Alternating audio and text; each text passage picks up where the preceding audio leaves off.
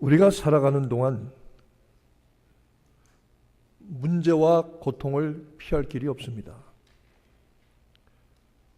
가장 고통스러운 것 중에 하나가 우리 영육 간의 질병과 상처입니다.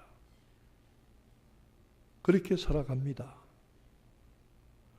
그런데 하나님은 우리의 연약함을 아십니다.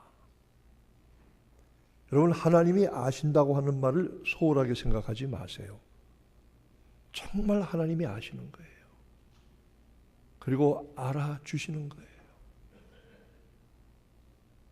누가 내 마음을 알아주고 따뜻하게 위로해주고 격려해줄 사람을 만날 수 있다면 얼마나 좋습니까? 하나님 우리 아세요. 그리고 하나님은 우리의 연약함을 고치세요. 우리를 지으셨고 사랑하셨고 우리가 잘 되기를 원하셔요. 하나님께서 우리의 연약함을 아시고 사랑하시고 고치시고 잘 되기를 원하시는 줄을 믿으시면 아멘 하시기 바랍니다. 오늘 성경 본문 말씀을 통해서 하나님은 우리를 고치시고 새롭게 하시고 회복시키시는 하나님. 그런데 그 하나님 앞에 우리가 질병과 고통과 어려움과 문제를 만났을 때 어떻게 하는 것이 옳은지 세 가지로 말씀해 주고 있습니다. 첫째는 하나님께 나아가게 하시는 은혜가 있습니다. 몸과 영혼의 질병은 오히려 우리가 살아있다는 증거가 된다고 했습니다.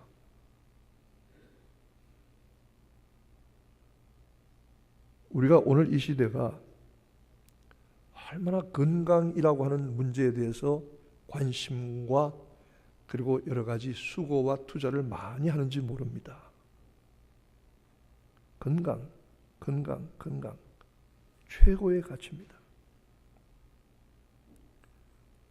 그런데 오늘 이 시대처럼 건강한 때도 없어요. 오늘 이 시대처럼 건강하게 오래 잘 사는 시대도 없어요.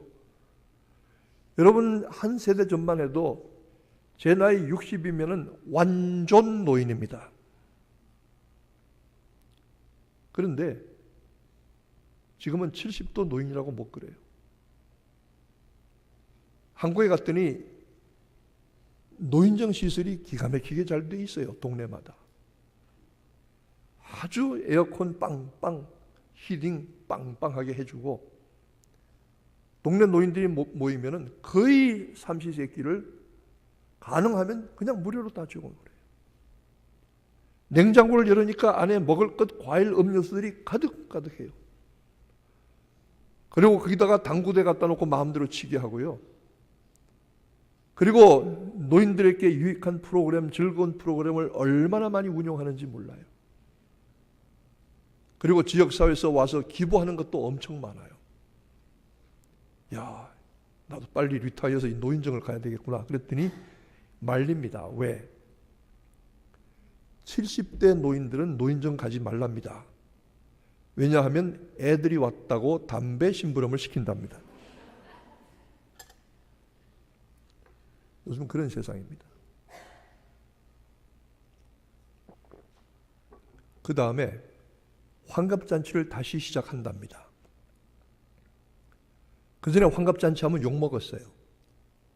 제 친구 목사님이 환갑 때 오라 해서 내가 막 욕하고 왔습니다. 봉투 하나 들고 갔는데 요새는 다시 환갑잔치 한대요. 왜냐하면 어차피 7순 때도 못 얻어먹고 8순 때도 못 얻어먹을 거니까 환갑 때 미리 먹자 이런답니다. 우리 이런 시대에 살아요.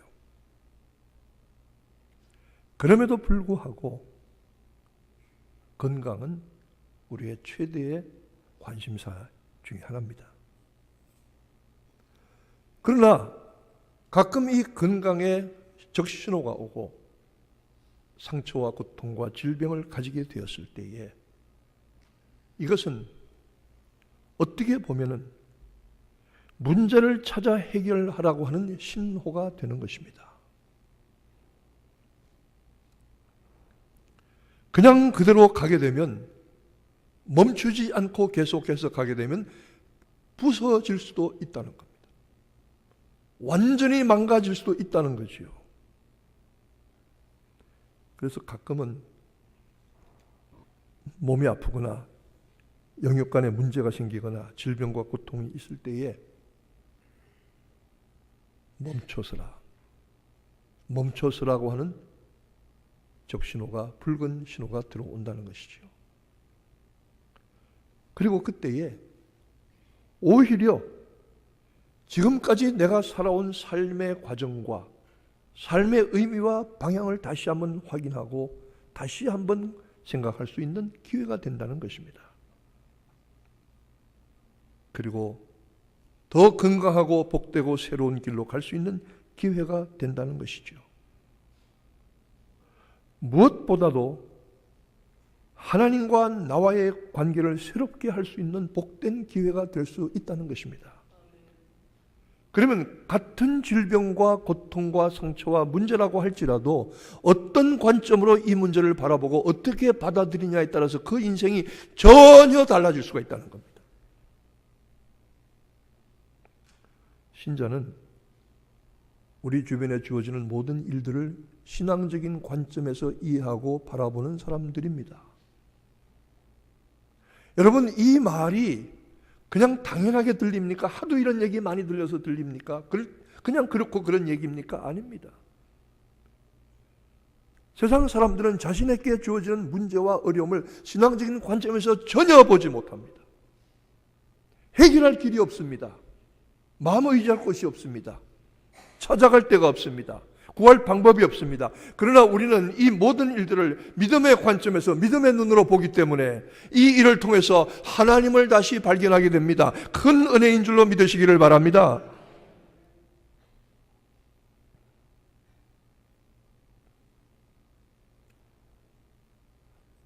두 번째로, 이런 일들을 만났을 때에 그리스도 예수를 본받게 하십니다. 여러분, 모든 질병이 다 죄 때문에 생기는 것은 아닙니다.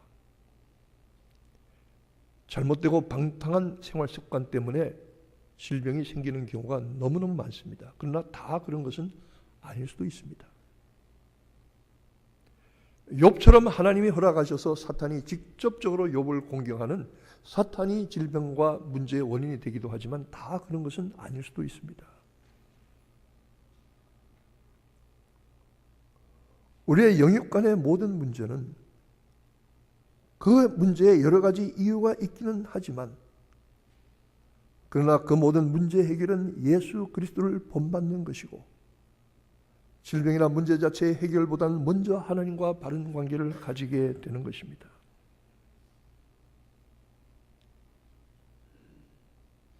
주님이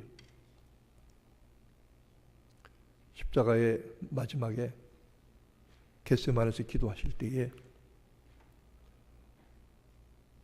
아버지여, 할 수만 있거든 이 잔이 내게서 떠나가게 하옵소서, 그렇게 기도하시다가 끝에는 그러나 내 원대로 마옵시고 아버지의 원대로 하옵소서 하고 기도를 바꾸셨습니다. 여러분, 우리의 많은 문제들이 우리 자신의 단순한 치유나 회복을 요구하는 이기적인 기도가 될 수 있습니다. 나 자신의 문제와 나 자신의 질병을 고쳐달라고 하는 이기적인 요청이 될 수가 있습니다. 그러나 이 일이 바뀌어져서 내 원대로 하지 마시고 아버지의 뜻대로 하옵소서. 어떤 분이 심각한 병에 걸려서 늘 기도했습니다. 하나님, 낫게 해주세요. 낫게 해주세요. 목표가 그겁니다. 낫게 해주세요. 하나님, 고쳐주세요. 얼마나 절실한 기도입니까? 근데 그러나 어느 날 이 사실을 깨달았어요. 내가 나를 고쳐달라고 하는 것은 중요한 기도이긴 하지만 어떻게 보면 굉장히 나 자신만을 위한 이기적인 기도일 수가 있구나. 기도를 바꿨습니다. 하나님, 낫게 하셔도 괜찮고 안 낫게 하셔도 괜찮습니다. 그러나 나의 이 상황을 통해서 하나님의 영광을 받아 주옵소서. 이 일이 하나님의 영광이 드러나게 해 주옵소서. 하나님의 뜻이 나타나게 해 주옵소서. 완전히 기도가 바꾸어졌습니다. 여러분, 이런 말 들으니까 하도 많이 들어서 그럴듯하고 그냥 넘어가는 이야기입니까? 아닙니다. 이렇게 바꾸어지는 것이 얼마나 힘든 일인지 모릅니다. 그렇게 기도를 바꾸고 난 다음에 그가 고침을 받았다는 간증을 들었습니다.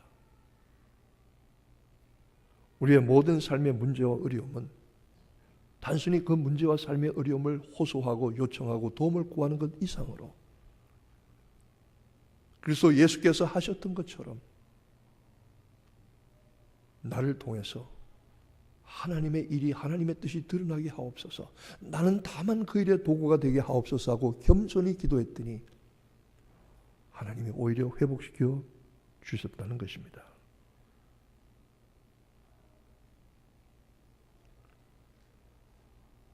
요한복음 9장에 보면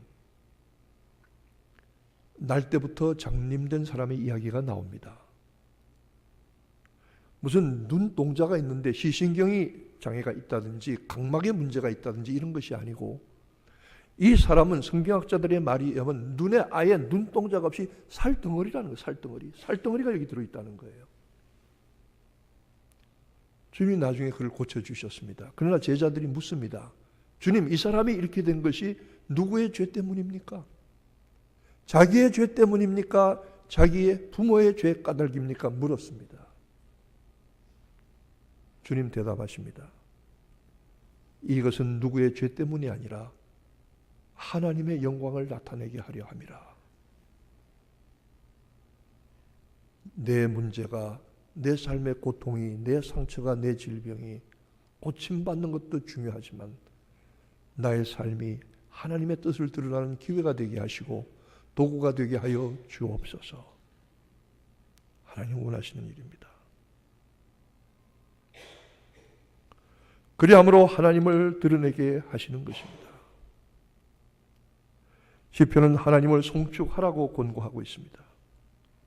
하나님은 우리의 죄악을 사하시고 모든 병을 고치시며 생명을 건지시고 소원을 만족케 하시고 우리를 새롭게 하시는 분이십니다. 그러나 그렇게 아니하실지라도 하나님은 찬송을 받으셔야 합니다. 그렇게 아니하실지라도 하나님은 송축받으셔야 합니다.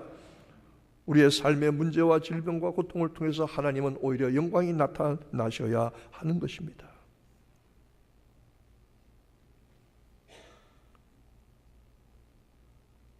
하나님은 결코 손해보지 아니하십니다. 요즘 이 IS라고 하는 그런 조직이 아주 극악무도한 단체가 있습니다. 이 사람들의 중요한 타겟은 그 중에 하나가 중동 각 지역에 흩어져 있는 기독교 소수민족입니다. 우리 기독교의 역사가 한 2000년 되다 보니까요, 어디 가도 중동에 회교만 있는 건 아니에요. 기독교인들이 어디 가도 다 있어요. 근데 소수예요. 소수 기독교 부족을 위해서 선교하고 전도하던 일이 있었는데 이 IS가 쳐들어와서 그 마을을 점령하고 그 마을에서 기독교 선교를 돕던 사람들을 10명인가 목을 베어 죽였대요. 이제는 탄식했습니다. 기독교 선교가 다 끝났구나. 10명이라고 한 사람이 목이 베어 죽임을 당했으니 이 자리에서 전도와 선교는 끝장이다. 하나님이 살아계신다면 어떻게 이런 일이 있는가? 하나님 우리 기도 들으시는가 안 들으시는가? 이렇게 할 거 아닌가? 신앙 때문에 목베어 죽임을 당한 10사람의 장례식을 치르는 자리에서 그 사람들의 피 흘린 그 자리에서 내가 이 죽은 사람들이 하던 일을 계속하겠습니다 하고 수십 명이 자원해서 나왔다는 겁니다.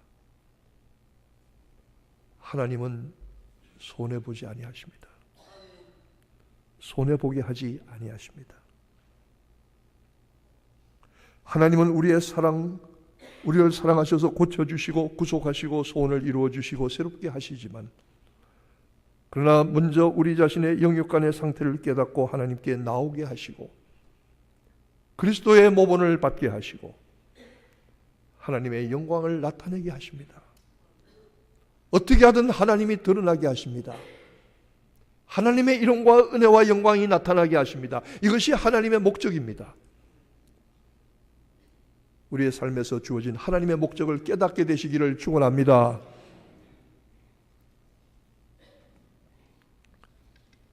윌리엄 보든이라고 하는 젊은이가 있었습니다. 그 아버지가 시카고에서 은광산을 경영하는 어마어마한 부자였어요. 태어날 때부터 금숟가락, 은숟가락을 물고 태어난 사람입니다. 고등학교를 졸업할 때 그 부모가 졸업 선물로 세계 일주 여행을 시켜줬어요. 미국 사람들은 그런 사람들이 있더라고요. 세계 일주 여행을 선물로 시켜주는 사람들이 있더라고요. 세계 일주 여행을 하면서 아름다운 것, 좋은 것, 멋있는 것만 본 것이 아니라 세계 곳곳에서 고통과 상처로 가난과 질병으로 신음하는 많은 사람들을 보았어요. 복음을 듣지 못하는 사람들을 보았어요. 고등학교를 졸업한 청년이 세계 일주 여행을 하고 돌아와서 가슴이 아팠어요. 세상에 이런 사람들이 너무 많구나. 나는 큰 부잣집의 아들로 태어났지만 그리고 많은 재산과 사업을 상속받을 수 있지만 세상에 그렇지 못한 사람들도 너무너무 많구나. 가슴이 아팠어요. 그래서 자신은 그런 사람들을 나가서 돕는 선교의 일을 하기로 작정을 했습니다. 부모가 그 말을 듣더니 찬성하지 않습니다. 무엇이 부족해서 나가려고 하느냐? 내가 경영하는 은광산과 이 사업을 네가 물려받아야 되지 않겠느냐? 사양했습니다. 예일대학에 공부하러 갔는데 가서 성경 공부 그룹을 조직을 했어요. 1년 후에 신입생들이 150명이 왔습니다. 졸업할 때는 예일대학 학생들이 1000명이 모여서 성경 공부를 함께 했습니다. 그는 부모의 만류와 반대를 뿌리치고 프린스턴 신학교를 가서 목사 안수를 받고 이슬람 선교사로 나가기로 작정을 했습니다. 그리고는 이집트의 카이로로 갔습니다. 제가 이번에 선교대에 가서 식당에서 밥을 먹는데 앞에 어떤 외국 사람이 있어요. 물어보니까 자기는 이집트 사람이래요. 그래서 이집트 사람인데 기독교인이에요. 이런저런 얘기를 하다가 제가 이렇게 말했어요. 나는 이집트를 가본 적이 없다고. 또 이집트를 잘 모르는데 내가 이름을 아는 이집트 사람 유일한 사람은 오마 샤리프라고. 무슨 말인지 잘 모르시죠? 그리고 농담을 했는데 그 이집트에 선교를 갔어요. 선교를 하기 위해서 언어 훈련을 하잖아요. 이집트 아랍말을 배우는데 1년도 마치지 않아서 뇌막염으로 죽었어요. 그때가 25살이에요. 백만장자의 아들이 모든 것을 다 뿌리치고 회교권 선교사가 되겠다고 갔는데 그것도 언어 공부하다가 선교 선자도 못 해보고 병이 걸려 죽어버렸어요. 25살이 예일대학과 프린스턴을 나온 사람이 백만장자의 아들이 그 똑똑한 청년이 모든 소망이 다 사라져버렸어요. 그런데 그가 죽은 후에 쓰던 성경책을 친구들이 찾아서 펼쳐보니까 성경책 안 표지에다가 3마디의 글을 써놨어요. No reserves. 주님을 위해서는 아무것도 아끼지 아니하겠다고. No retreats. 결코 뒤로 물러가지 않겠다고. 마지막에 한마디가 많은 사람의 가슴을 울렸습니다. No regrets. 결코 후회하지 않겠다고. 25살에 선교하려고 갔다가 선교 선자도 못 꺼내보내고 1년 만에 죽었던 청년의 성경책에서 Say no to self. 자기 자신에게는 no. Say yes to Jesus every time. 항상 그리스도께는 yes. 하기로 결심했다고 성경책에 적어주고는 1년 만에 선교 선자도 하지 못하고 죽은 그 청년의 성경책, 그가 남긴 일들을 사람들이 들으면서 감동을 받아서 많은 사람들이 그의 뒤를 따라갔습니다. 그리고 그 당시에 그의 이름으로 100만 불이 넘는 선교 기금이 마련되었다고 하는 것입니다. 많은 사람들이 그의 이름으로 선교 현장에 달려갔다고 하는 것이지요. 하나님은 결코 손해보게 하지 아니하십니다. 하나님, 내가 여기 선교하러 왔는데 말만 배우다가 1년도 안 돼서 선교 선자도 못 꺼내보고 죽으면 이게 무슨 일입니까? 하나님, 살려주세요, 살려주세요, 살려주세요. 하나님은 그렇게 응답하지 아니하시고 하나님의 방법으로 하나님의 일을 하나님의 때에 하나님의 사람들을 통하여 이루시는 것입니다. 하나님의 하시는 방법입니다. 하나님은 손해보지 아니하십니다. 여러분, 여러분이 질병과 고통과 상처 가운데 있을 때 여러분의 연약함을 아시고 치료해 주시고 여러분을 회복시켜 주시는 하나님만 의지하게 되시기를 축원합니다. 하나님께 나아가게 되기를 축원합니다. 그리고 그리스도께서 자신의 문제를 해결하셨던 방식을 배우게 되기를 소원합니다. 그런 일들을 통해서 하나님이 드러나게 되시기를 바랍니다. 그 하나님께 온전케 하시고 고치시는 하나님, 그러나 자신의 방식으로 자신의 때에 자신의 사람들을 통하여 자신의 일을 하시는 하나님, 그 하나님 영광이 되시기를 주님의 이름으로 축원합니다. 기도하겠습니다. 내 영혼아 여호와를 송축하며 그 모든 은택을 잊지 말지어다. 저가 내 모든 죄악을 사하시며 내 모든 병을 고치시며 내 청춘으로 새롭게 하사 독수리같이 되게 하시리로다. 하나님, 우리가 고통과 질병과 어려움과 상처가 있을 때 하나님 앞에 나가게 하시고 하나님을 의지하게 하시고 결코 우리를 손해보게 하지 아니하시는 하나님을 믿고 하나님을 드러내게 하여 주옵소서.